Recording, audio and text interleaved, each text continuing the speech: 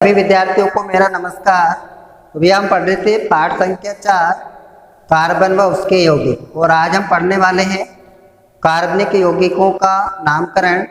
क्योंकि हमें कुछ बिंदु है उनको समझने से पहले नामकरण की बात करते हैं। तो यहाँ पर देखिए कुछ टॉपिक थे आपके, जैसे कि संतृप्त व असंतृप्त क्या होता है, और साखित, श्रृंखला या वलय किसे कहते हैं, तो इन सब की जानकारी भी हमें होगी। तो सबसे पहले हम बात करते हैं किसकी, कार्बनिक यौगिकों के नामकरण की। तो कार्बनिक यौगिकों में नामकरण में हम सबसे पहले बात करते हैं हाइड्रोकार्बन के बारे में। तो ये जो हाइड्रोकार्बन है ये किसे कहते हैं, तो यहाँ पर देखिए हाइड्रोकार्बन जो है, कार्बन और हाइड्रोजन जो होते हैं, कार्बन व हाइड्रोजन के संयोग से जो यौगिक बनते हैं उन्हें हम कहते हैं हाइड्रोकार्बन कहते हैं। और आईयूपीएसी के अनुसार है कार्बनिक यौगिकों का नामकरण करते हैं। तो इसके प्रमुख चरण निम्न हैं, तो जिसमें सबसे पहला चरण आपको दिया है।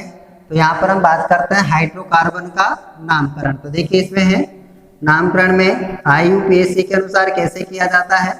तो सबसे पहला है हम क्या करते हैं कि कार्बन की संख्या के आधार पर क्या करते हैं, पूर्व लग्न का निर्धारण करते हैं। पहला बिंदु देखिए चरण फर्स्ट में आपको क्या करना है, कार्बन की संख्या के आधार पर पूर्व लग्न लिखना है।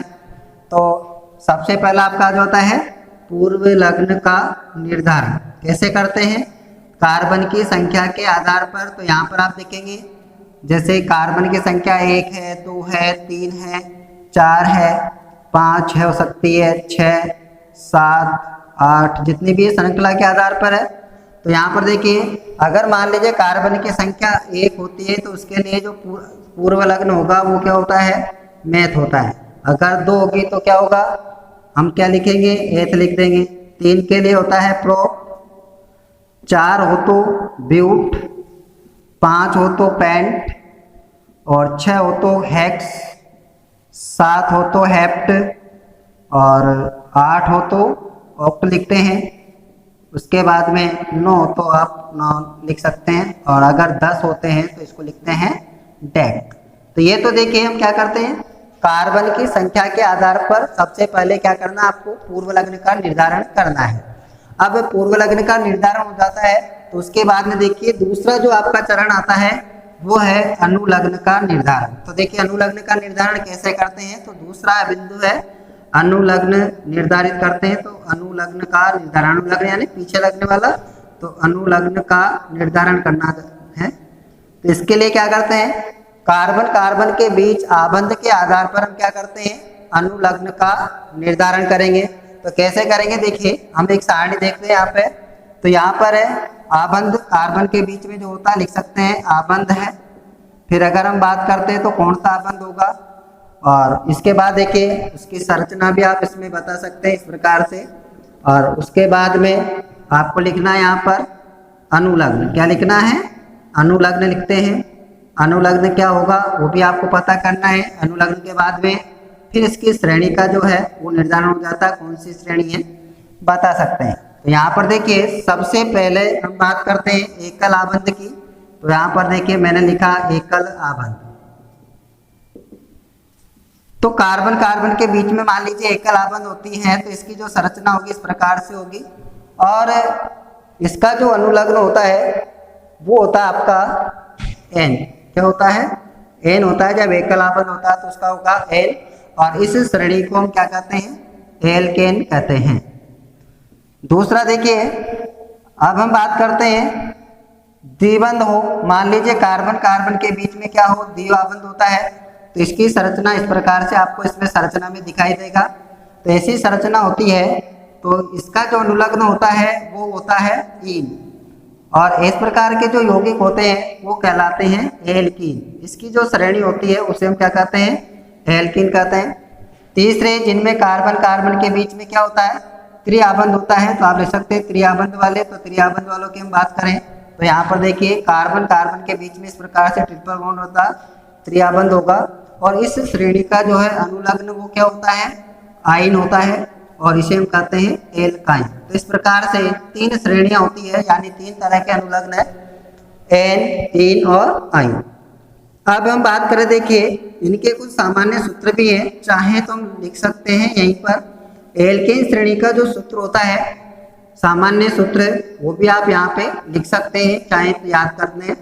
CnH2n+2 ये होता है एल्केन के लिए, यानी कार्बन से दुगने से दो ज्यादा क्या होते हैं, हाइड्रोजन होते हैं। अब हम बात करते हैं एल्कीन की, तो एल्कीन में क्या लिखोगे, CnH2n, यानी कार्बन से दुगना क्या हाइड्रोजन परमाणु होंगे। और एल्काइन श्रेणी का होता है CnH2n-2, यानी दुगनों से दो कम क्या होते हैं, हाइड्रोजन होते हैं। तो ये क्या है, इस आधार पर देखिए हम क्या करते हैं, आबंध के आधार पर अनुलग्न का निर्धारण करते हैं। अब तीसरे चरण में हमें क्या करना होता है, इस पूर्व लग्न आपने देखा, एक कार्बन है, 2 है, 3 है, 4 है, 5 है, उसके आधार पर लिखना है। और अनुलग्न आपको क्या है, उसमें संरचना में स्थित किसके आधार पर, आबंध के आधार पर, या फिर आप इस सामान्य सूत्र से भी उसका अनुमान लगा सकते हैं। तो यहाँ पर देखिए तीसरा चरण होता है, इसमें हम क्या करते हैं,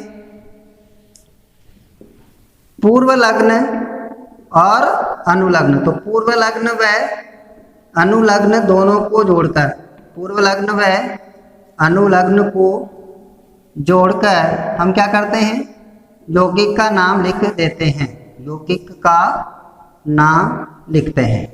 तो कैसे लिखते हैं, यहाँ पर देखिए कुछ यौगिकों के हम उदाहरण ले सकते हैं, कैसे कि मैंने एक सामान्य सा उदाहरण लिया, सिंपल सा है, कैसे भी संरचना भी हो सकती है। यहाँ पे देखिए कुछ यौगिकों के संरचना सूत्र हम लिखते हैं। सबसे पहले मैंने ये लिखा इस प्रकार से, मान लीजिए ये है और ये यहाँ पर हाइड्रोजन लगे हुए, इसमें सीधी श्रृंखला भी लिख सकते थे, कैसे भी है, ये संरचना सूत्र होता है, लिख सकते हैं। आपसे कहा जाता है कि इस यौगिक का है वो जो है नाम क्या होगा। तो देखिए कार्बनिक यौगिक के नाम की बात कर रहे थे, तो सबसे पहला हमारा काम होता पूर्व लग्न का निर्धारण करना। तो पूर्व लग्न की बात करें तो यहाँ पर देखिए कैसे करना है, कार्बन की संख्या देखनी है। तो यहाँ पर कार्बन की संख्या 1 और 2, तो इसके लिए जब आप पूर्व लग्न लगाओगे तो क्या होगा आपका, देखिए 2 है तो क्या होता है, एथ होता है, तो हम लिख देते हैं एथ। अब उसके बाद देखते हैं, यहाँ पर देखिए एकल आबंध है, एकल आबंध होता है तो अनुलग्न का निर्धारण करते हैं। तो यहाँ पर देखिए जब एकल आबंध होता है कार्बन कार्बन के बीच, तो इसका अनुलग्न क्या होता है, ये होता है एन, और इसलिए इसका जो नाम होगा वो होगा आपका एथेन। यानी कि आप बात करें CH3 सिंगल बॉन्ड CH3, तो इसका जो है वो नाम होगा वो क्या होगा, एथेन होगा। इसी प्रकार से मान लीजिए अगर आपको द्विबंध वाले किसी भी यौगिक का नाम दे दे, कोई सा भी हो, एकल बंध हो, द्विबंध हो, तो या तो आपको संरचना से आ सकता है या फिर आपको श्रृंखला दे करके भी नाम पूछ सकते हैं। जैसे मान लीजिए कार्बनिक यौगिकों की सीधी श्रृंखला मैंने लिखा इसमें CH2 और ये CH3। अगर हम इसका नामकरण करते हैं तो कैसे करेंगे, तो यहाँ पर देखिए सबसे पहले हमें क्या करना होता है, कार्बन परमाणु की संख्या देखनी है। तो कार्बन परमाणु की संख्या है 1 2 3 और 4 है। तो इसके लिए आपका जो देखिए सबसे पहले सोचते हैं पूर्व लग्न, तो पूर्व लग्न क्या हो जाएगा, ब्यूट। अब फिर इसके बाद देखिए कार्बन कार्बन के बीच में क्या है, एकल आबंध है, और एकल आबंध है तो इसका जो अनुलग्न होगा वो होगा आपका एन, और इसलिए जो है इसका नाम क्या लिखेंगे, ब्यूटेन। इस प्रकार से लिख सकते हैं। यही देखिए कोई मान लीजिए द्विबंध होता तो उसके लिए भी है, इन श्रेणियों का है अलग अलग, किसी भी यौगिक का नाम हम इस प्रकार से लिख सकते हैं। एक सामान्य सूत्र भी से भी आता है, जैसे कभी आपसे कह दें, मान लीजिए मैंने लिखा इसमें C2 और H4, इसका क्या है रासायनिक नाम, ये कहलाता है अणु सूत्र। ठीक है, तो देखिए अणु सूत्र जब होता है तो पहले हमें क्या करना है, सामान्य सूत्र से पता लगाना कि ये क्या है, एल्केन है, एल्कीन है या एल्काइन। तो सबसे पहले क्या करते, देखिए कार्बन की संख्या देखो इसमें 2 है, हाइड्रोजन की संख्या कितनी है 4, यानी दुगनों से 2 ज्यादा। तो आपको देखना है दुगनों से 2 ज्यादा जो है वो हाइड्रोजन किस में होते हैं, एल्कीन श्रेणी में होते हैं। तो एल्कीन श्रेणी का अगर आप अनुलग्न देखोगे तो वो क्या होता है, 3 होता है, और कार्बन की संख्या कितनी है 2। तो यहाँ पर देखिए जब इसका नाम लिखोगे तो कार्बन की संख्या 2 है तो 1, पूर्व लग्न तो क्या होगा 1। अब हमें क्या करना है, इसका अनुलग्न सोचना है। तो अनुलग्न देखिए सारणी में आपने देखा कि दुगनों से 2 ज्यादा होता है किसमें, एल्कीन में, इसका जो अनुलग्न होता है वो क्या होता है, ईन होता है। तो इस यौगिक का नाम क्या हो जाएगा आपका एथीन। तो यहाँ पर देखिए, अगर आपको संरचना सूत्र दे, श्रृंखला सूत्र दे या फिर अणु सूत्र दे, किसी भी प्रकार से दे, इस प्रकार से आप इनका जो है नामकरण कर सकते हैं। देखिए अब हम बात करते हैं संतृप्त व असंतृप्त यौगिक। यहाँ पर देखिए संतृप्त व असंतृप्त कार्बनिक यौगिक। तो यहाँ पर संतृप्त कार्बनिक यौगिक किसे कहते हैं? तो संतृप्त की परिभाषा है वे कार्बनिक यौगिक जिनमें कार्बन परमाणु के बीच में क्या होता है, एकल आबंध होता है। यानी कार्बन कार्बन के बीच में जिनमें एकल आबंध होता है वो सारे क्या कहलाते हैं? संतृप्त कार्बनिक यौगिक यानी हाइड्रोकार्बन कहलाते हैं। और इसके अंदर आपने देखा कि जो एल्केन श्रेणी के जो सदस्य होते हैं, किसके? एल्केन श्रेणी। तो ये एल्केन श्रेणी है, इसका सामान्य सूत्र CnH2n+2। तो जो ये एल्केन श्रेणी है इसके सभी सदस्य क्या होंगे? संतृप्त हाइड्रोकार्बन कहलाते हैं। अब हम बात करें उदाहरण की देखते हैं। देखिए जैसे कि मेथेन, उसके बाद में C2H6 लिख सकते हैं, एथेन है, प्रोपेन C3H8 सूत्र के आधार पर, तो 3 6+2 आप लिख सकते हैं। तो ये क्या है? संतृप्त यौगिक कहलाते हैं। दूसरे होते हैं कौन से? असंतृप्त। तो असंतृप्त कार्बनिक यौगिक किसे कहते हैं? असंतृप्त हाइड्रोकार्बन या कार्बनिक यौगिक की बात करें तो देखिए जिनमें कार्बन परमाणु के बीच में क्या होता है? द्विआबंध, या तो क्या हो? द्विआबंध हो, या फिर जिनके बीच में क्या होता है? त्रिआबंध होते हैं। यानी कि एक द्विबंध वाले कौन से? एल्कीन, और त्रिआबंध वाले कौन से होते हैं? एल्काइन। ये क्या होते हैं? ये होते हैं असंतृप्त। तो इस प्रकार से हम संतृप्त व असंतृप्त हाइड्रोकार्बन को अलग कर सकते हैं। जिनमें एकल आबंध होगा वो संतृप्त हाइड्रोकार्बन कहलाते हैं, और वे यौगिक जिनमें कार्बन परमाणु के बीच द्विआबंध या त्रिआबंध होता है उनको हम क्या कहते हैं?